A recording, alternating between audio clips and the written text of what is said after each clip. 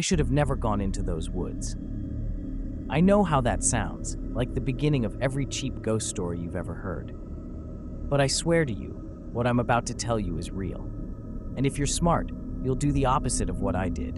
You'll listen to the warning signs, and you'll stay far away from the trees that stand behind the old highway. It was late. Too late. Past midnight. I had been driving for hours, trying to clear my head, when I noticed a narrow dirt road branching off into the forest. No streetlights, no signs, just darkness swallowing the path. Something in me should have turned away right there, but curiosity, it's a sickness. I pulled over, cut the engine, and stepped into the cold. The air smelled wrong, heavy, metallic, almost like blood mixed with rust. Each breath scratched at my throat, but I kept moving forward. My flashlight beam shook in my hand as I followed the dirt trail into the trees. The woods were silent. No crickets, no owls, nothing. The kind of silence that presses against your skull until you can hear your own blood rushing in your ears. Then came the first sound, a distant hum, low and uneven, drifting through the forest like a broken machine struggling to start. I froze. The sound didn't come from any direction I could pinpoint. It was everywhere, echoing between the trunks, rising and falling in waves that made my stomach twist. I whispered to myself that it was probably an old generator, maybe some farmer's equipment left running out here, but deep down, I knew better. This was no machine. It was alive. I walked faster, though my body begged me to turn back. That hum grew louder, sharper, until I could almost make out words hidden inside the static. Whispers layered over each other, some too faint to understand, others so clear they clawed into my skull. They weren't speaking to me, they were speaking through me. I pressed my palms against my ears, but it didn't matter. The sound wasn't just heard, it was felt. My bones vibrated, my teeth ached. And then I noticed the trees. The trunks around me were scarred, stripped of bark in long vertical gouges, as if something tall had dragged its claws down their sides. In some places, the wood was blackened, like it had been scorched. The humming broke suddenly. Silence. And then, in the corner of my vision, I saw it. At first I thought it was another tree, a tall shadow among shadows. But then it moved. It was impossibly thin, its arms dangling down past its knees. And where a head should have been, there were two rusted sirens, angled in opposite directions, twisting slightly as though they were searching. I should have run, but I didn't. I listened. The moment I realized it had seen me, or heard me, or whatever that thing does, was the moment my body betrayed me. My legs refused to move. My breath snagged in my throat, shallow and ragged. All I could do was stand there in the freezing dark while that towering shape tilted its siren head in my direction. The silence lasted only a second. Then the forest screamed. A burst of sound erupted from the creature, so loud and sharp it felt like glass shattering inside my skull. I dropped to my knees, clutching my head, but the noise wasn't just external, it was inside me. Sirens, alarms, overlapping voices, all surging together in a hideous chorus. Some were begging, others were commanding, and one voice, low, guttural, and cruel, spoke in perfect clarity. Don't listen. The irony didn't escape me. The voice told me not to listen, while forcing itself into my mind so violently I couldn't think of anything else. I pressed my hands harder against my ears, but it only grew louder, bleeding into my thoughts, tearing away every sense of control I had. I stumbled backward through the dirt, scraping my palms on roots and rocks, but the thing didn't chase me. Not yet. It just walked.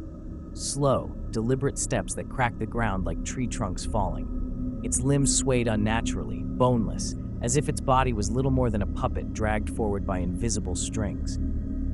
And then the messages changed. Through the static, I began to hear familiar voices. My mother, my best friend, even my own voice, whispering words I had never spoken but somehow recognized as mine. They called my name over and over, each syllable like a hook sinking into my chest, pulling me toward it. I knew it was a trick. I knew it. But when you hear the sound of someone you love calling for help, pleading for you, your instincts override logic. My flashlight slipped from my hand as I rose shakily to my feet. My heart told me to run toward the voices, even while my mind screamed at me to get away. I turned in circles, trying to locate where they were coming from. Every direction. Everywhere. The creature was broadcasting them like a living radio tower, filling the forest with a prison of sound.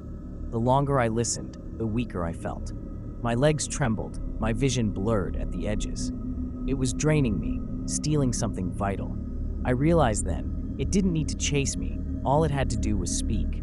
I forced myself to take a step back, then another. My eyes stayed locked on the siren-headed silhouette as I moved, too afraid to turn away. That's when it stopped. The sirens angled skyward, and it began to broadcast something new. The sound was no longer a scream, no longer whispers. It was music. Old, crackling like a song pulled from a vinyl record left to rot. Sweet, almost soothing, a lullaby. And against every ounce of willpower left in me, I felt myself stepping closer. The lullaby wrapped around me like a fog. My heart slowed, my breathing steadied, and for the first time since I'd entered those woods, I felt almost safe. It was wrong. I knew it was wrong. But the song was so gentle, so achingly familiar, like something my mother might have hummed when I was a child. I kept moving toward the creature, step by step, as if I were sleepwalking. The ground beneath me blurred. My body felt distant, unresponsive. Somewhere in the back of my mind, a voice screamed at me to fight, but it was muffled, drowned out by the melody. The sirens shifted again. The music warped, slowed, until it was no longer comforting. It became distorted, discordant, breaking apart into screams layered with sobs. The illusion shattered, and suddenly I could see what the sound had been hiding. Bodies, scattered across the forest floor. Dozens of them, their faces pale, their eyes wide and glassy. Some were curled into themselves as if they had died in agony. Others sprawled out with mouths open in silent screams. Their ears bled dark trails that stained the dirt. And yet, their lips were moving. I stumbled back, choking on my own breath.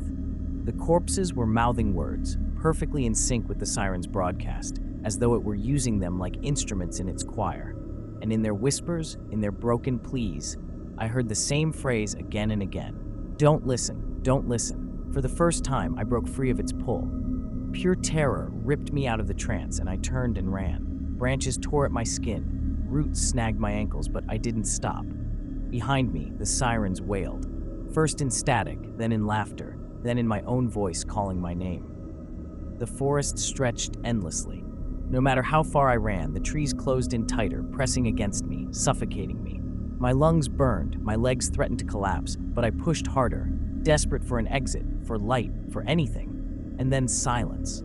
So sudden it crushed me. My footsteps echoed in the void, my ragged breathing the only sound left. I slowed, terrified to even breathe, terrified of what silence meant. That's when I saw it. I had returned to the dirt road. My car was there, headlights still off, just as I had left it. Relief surged through me so violently I nearly sobbed. I sprinted forward, yanked the door open, and collapsed inside. I jammed the keys into the ignition. The engine roared to life. And then, the radio turned on by itself. Static first, then a low hum. Then my own voice whispering through the speakers, "Don't listen." The headlights flickered on, illuminating the trees ahead. And in the glow, standing at the edge of the forest, was the silhouette. Tall, thin, sirens tilted forward, waiting. I couldn't move, couldn't breathe. The radio hissed louder, filling the car with that terrible static with all those voices until I could no longer tell which one was mine. And then, darkness. Subscribe to Horror Story Bar.